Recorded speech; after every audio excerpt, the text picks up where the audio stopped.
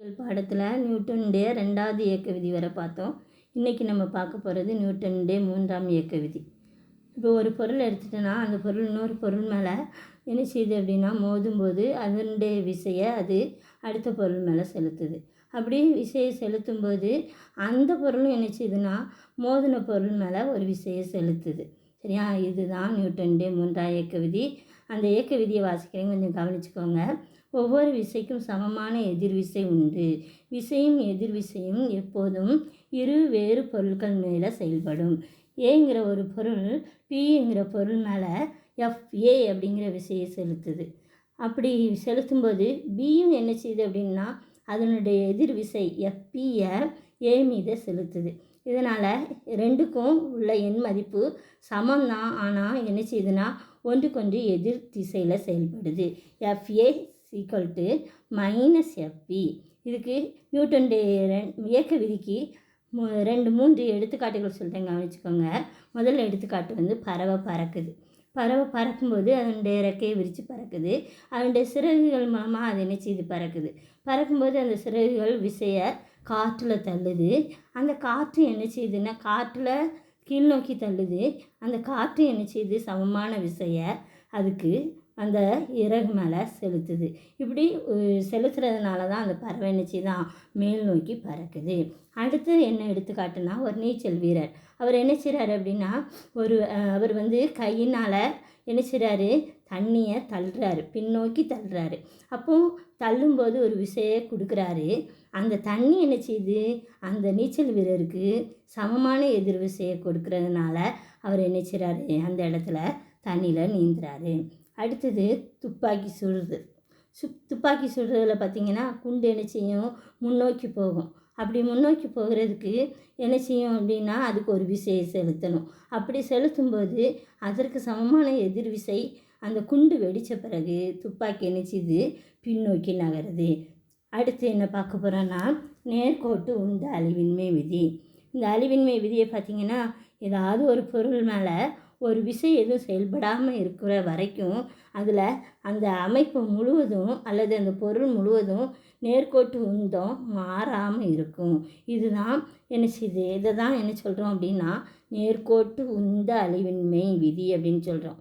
அதாவது புற விசை எதுவும் தாக்காத வரையில் ஒரு பொருள் அல்லது ஒரு அமைப்பின் மீது செயல்படும் மொத்த நேர்கோட்டு உந்தம் மாறாமல் இருக்கும். இதுக்கு ஒரு எடுத்துக்காட்டு சொல்லியிருக்கு. 2 பந்து, ஒன்று ஏ அப்படின்னு வச்சுக்கிட்டோம், இன்னொன்று பின்னு வச்சுக்கிட்டோம். ஏக்கு நிறை M1, பிக்கு நிறை M2. அப்போ 2 பொருட்களும் M1 M2 அப்படிங்கிற 2 பொருட்களுடைய நிறைகளும் இப்படி இருக்குது.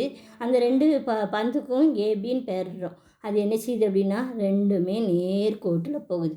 அப்படி நேர்கோட்டில் போகும்போது M1 நிறையுடைய அந்த ஏ அப்படிங்கிற பந்து என்ன செய்யுதுன்னா U1 அப்படிங்கிற ஆரம்ப திசைவேகத்தில் போகுது. பிங்கிற அந்த பந்து என்ன செய்யுது அப்படின்னா அதுவும் M2 அப்படிங்கிற நிறையோட அது U2 அப்படிங்கிற ஆரம்ப திசைவேகத்தோட ரெண்டுமே என்ன செய்யுது 2 பந்தும் நகருது. அப்படி 2 பந்தும் போயிட்டே இருக்கிறப்போ ஏங்கிற அந்த பந்து பியை விட அதிக திசைவேகத்தில் இருக்கும்போது அது என்ன செய்யுது ஏ பி மேலே மோதுது. மோதலுக்கு பிறகு அந்த பொருள் என்ன செய்யுதுன்னா மறுபடியும் என்ன செய்யுதுன்னா 2 பொருட்களும் அல்லது 2 பந்தும் என்ன செய்யுது நேர்கோட்டில் மறுபடியும் பயணம் செய்யுது. அப்படி பயணம் செய்யும்போது 2க்கும் திசைவேகம் மாறுது. ஏங்கிற அந்த பந்துக்கு திசைவேகம் V1, பிங்கிற பந்துக்கு திசைவேகம் V2. அப்போ நியூட்டனுடைய மூன்றாவது விதிப்படி பார்த்திங்கன்னா ஏ மீது செயல்படுற விசையானது பியின் மீது செயல்படும் விசைக்கு எதிர் விசைக்கு சமமாக இருக்குது. அது என்ன சொல்லலாம் FA - FP. அதாவது M1V1 + M2V2 M1U1 + M2U2. இந்த சமன்பாடை வச்சு பார்த்தோம்னா இதில் விசை எதுவுமே புற விசை எதுவுமே தாக்காமல் இருக்கிறப்போ மோதலுக்கு பின் உள்ள மொத்த உந்த மதிப்பு மோதலுக்கு முன் உள்ள மொத்த உந்த மதிப்பிற்கு சமமாக இருக்குது.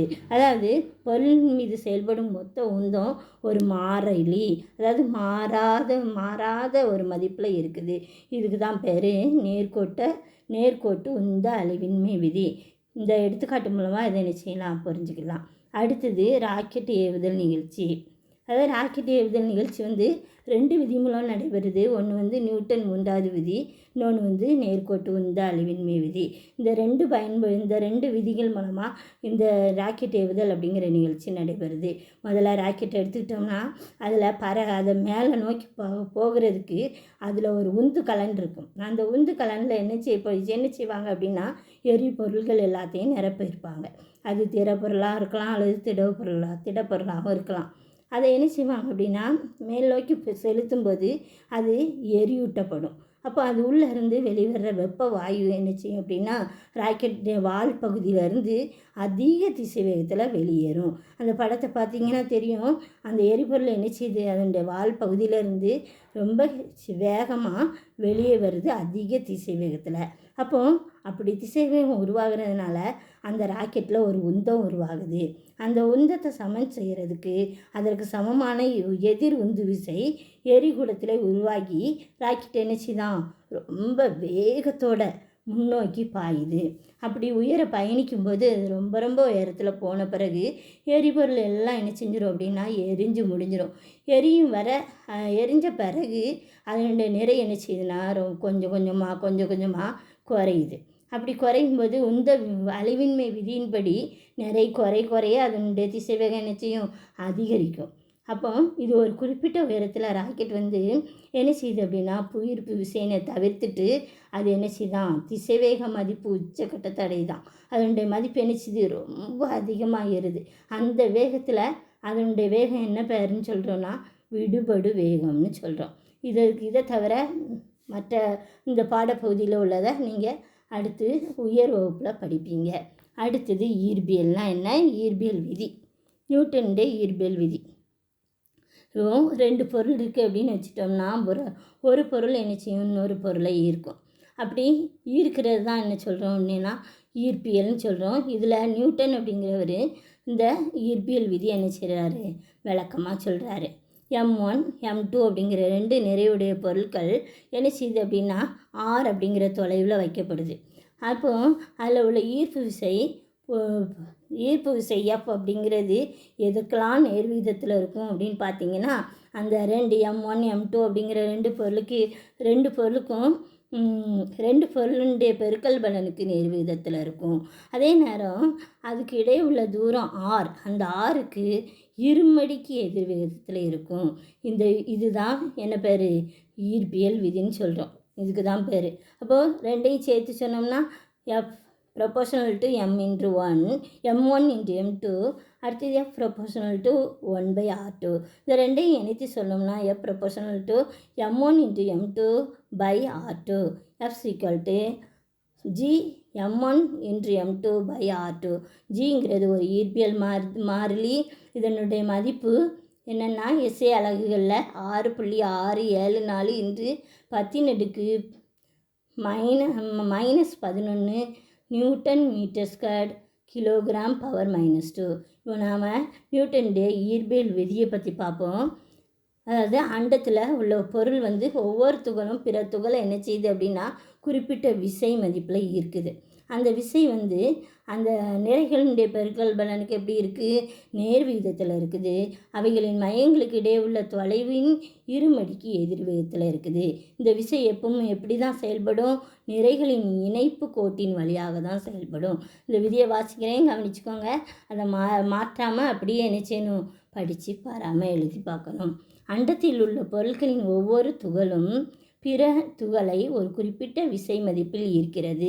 அவ்விசையானது அவைகளின் நிறைகளின் பெருக்கல் பலனுக்கு நேர்விகிதத்திலும் அவைகளின் மையங்களுக்கு இடையே உள்ள தொலைவின் இருமடிக்கு எதிர் விகிதத்திலும் இருக்கும். மேலும் இவ்விசை நிறைகளின் இணைக்கோட்டின் வழியே செயல்படும்.